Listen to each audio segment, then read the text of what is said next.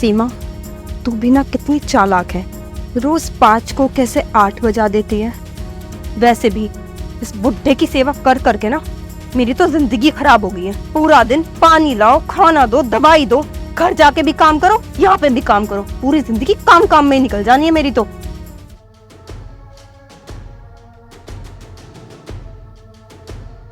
साहब 8 बज गए हैं, मैं चली जाऊं?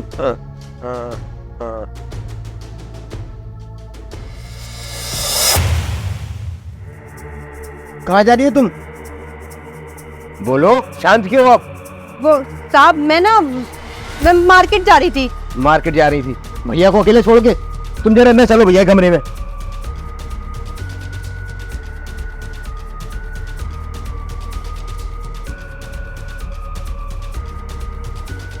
मैं तुम्हें काफी दिन से नोटिस कर रहा हूँ, तुम्हें घर पे आते हो तुम होती नहीं हो। एक बात बताओ कि ऐसा क्या काम पड़ गया था कि तुमको अभी जाना पड़ना था?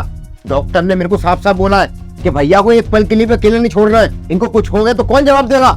इनको कब क्या चीज की जरूरत पड़ जाए, पानी है, दवाई है, कुछ भी चीज है, मैंने तुम्हें इसीलिए यहाँ पे नौकरी पे रखा है ताकि इनका ध्यान रख सको। साहब मैं तो साहब का ध्यान ही रखती हूँ, दवाइयाँ भी टाइम से देती हूँ।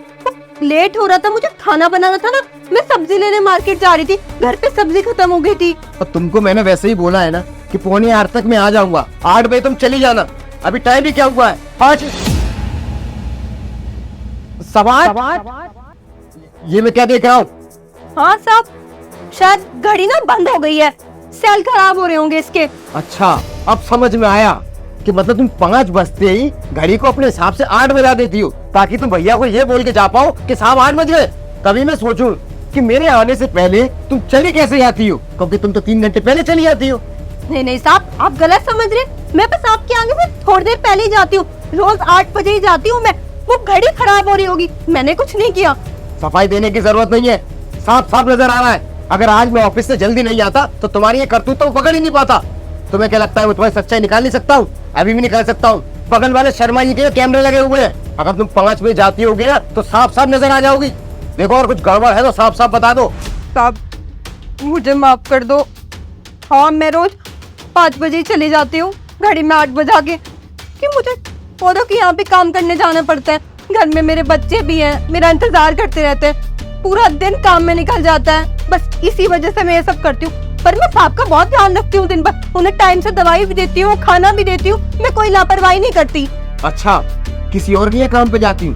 जब मैंने तुमको बोला था ना दिन में हमारे जाओगी, रात को सीधे घर जाओगी, किसी और के यहाँ काम नहीं करोगी। अभी हमने यहाँ रखा था और तुम्हारे मन मुताबिक तुमको तनख्वाह दे रहा हूँ ना। तुमने बोला था जब 15,000 तनख्वाह चाहिए तो 15,000 दे रहा हूँ, मगर तुम 15,000 छोड़ो, तुम तो ना काम ही नहीं कर रही हो कुछ। मुझे लगता है कि तुमको तो ना रखने गलत हो गया हमारे लिए। नहीं साहब, मुझे काम से मत निकालिए, कि मेरी नौकरी छूट जाएगी तो मैं कहाँ जाऊंगी। बस थोड़े बहुत पैसे और फालतू मिल जाएंगे, इसलिए दूसरों के यहाँ काम करने चली जाती थी। इससे अलावा मेरा और कोई गलत मकसद नहीं था।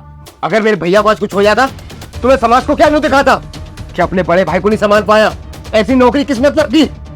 मुझे ना तुम एक पल भी गवारा नहीं हो। तुम जैसे जा सकती हो, तुम्हारा जो भी हिसाब है ना तुम परसों आके ले जाना। जा यहाँ से।